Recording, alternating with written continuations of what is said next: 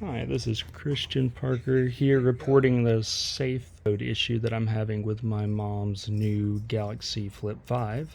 I am waiting for the case to come in, so I put on her old Flip 4 case since we traded in the device. However, for some reason it's stuck in safe mode, and this issue stumped me. And it was a crazy idea, but I thought about taking off the case because it covers most of the back portion of the touchscreen, and maybe spent 2 hours of troubleshooting before all of this. And I'm just going to remove the top part so the full back touchscreen is functional and visible. Now I'm going to open it back up.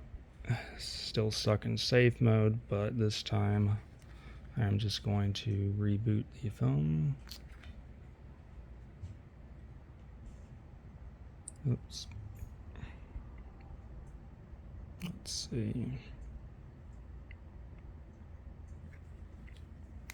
Again, this is without the back portion being covered up. So if you're experiencing this issue using an old case, it's likely your issue, or if your hand's covering up the back of the screen, or I guess anything of that nature, that's the problem. But right now you can see it started up perfectly without any safe mode boot issues. Hope this helped you if you're having the same issue, and have a good day.